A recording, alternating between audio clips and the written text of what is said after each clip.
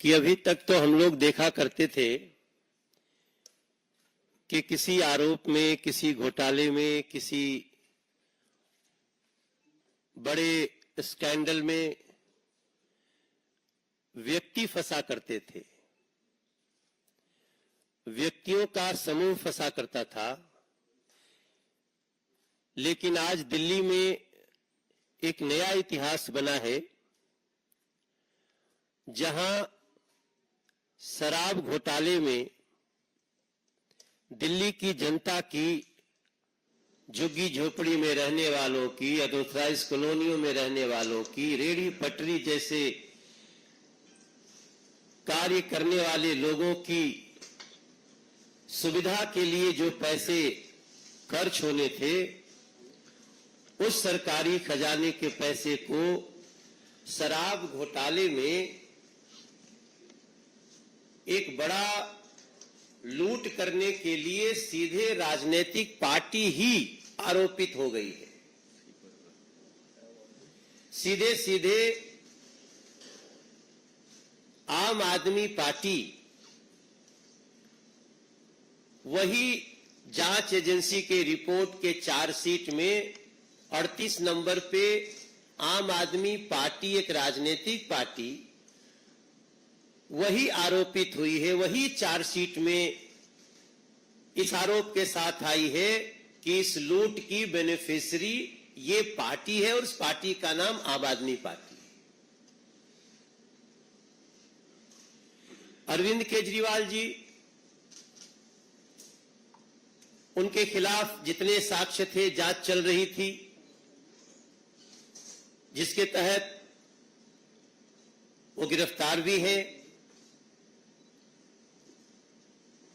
उस अरविंद केजरीवाल ने, जिन्होंने बार बार जीवन में कहा है कि हमारे ऊपर अगर कोई छोटा सा आरोप भी लगा तो हम इस्तीफा दे देंगे।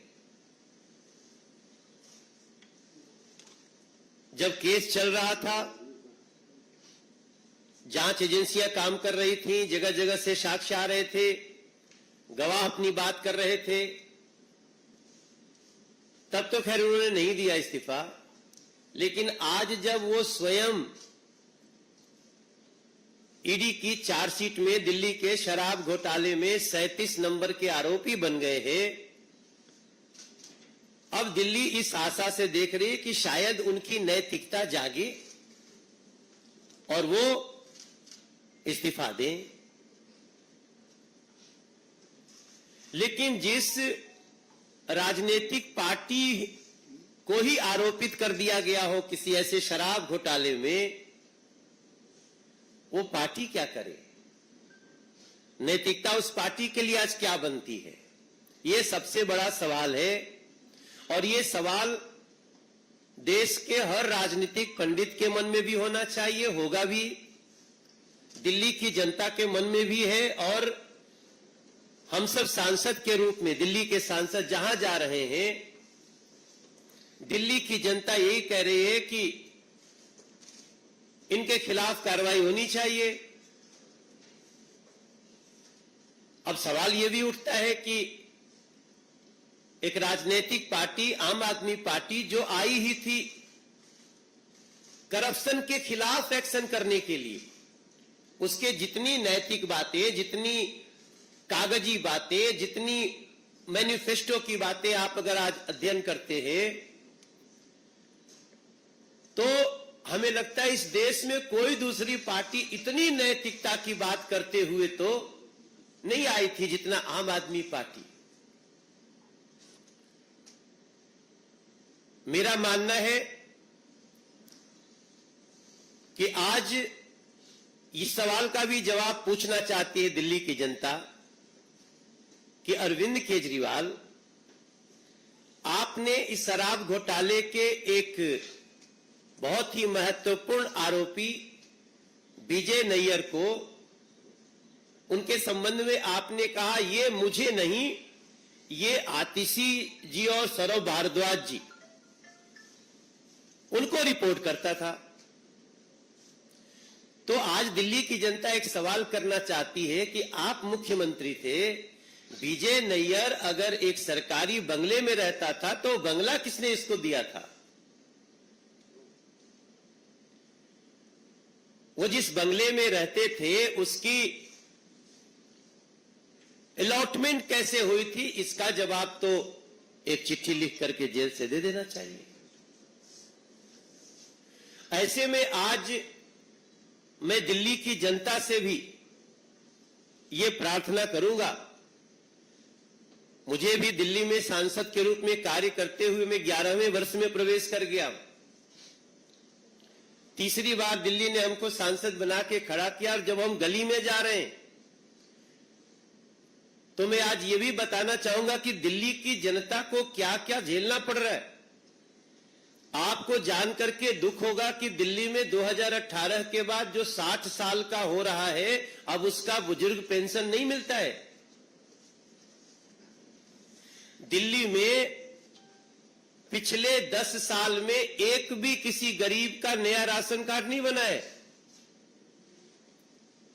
जबकि लगभग 1,72,000 लोग out of 72 lakh total ration card धारी 72 लाख हैं, इसमें 1,72,000 लोग अभी संसार में नहीं है स्वाभाविक रूप से।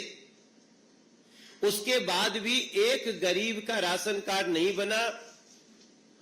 और हम जब भी कहीं बैठते हैं जन सुनवाई करने, जब भी हम कहीं बैठते हैं लोगों के बीच में, तो उस उपस्थिति का 30% लोग राशन कार्ड के लिए गरीब चिल्ला रहे होते हैं। आप सबको ये दिल्ली के जनता को जानकारी में रहे कि जो 5 लाख रुपए का फ्री ऑफ कॉस्ट इलाज पूरे देश में 55 करोड़ लोग उसमें इनरोल्ड है, जिसमें लगभग 70 से 74 लाख तक की आबादी दिल्ली की है। उनका नाम निबद्ध है कि अगर आपके घर में माता पिता पति पत्नी और उसके बच्चे, इसको परिवार कहा जाता है उस डेफिनेशन में, उसको 5 लाख रुपए का इलाज मिलेगा। लेकिन वो दिल्ली में रोका हुआ है अरविंद केजरीवाल जी की सरकार ने, और झूठ बोलते हैं।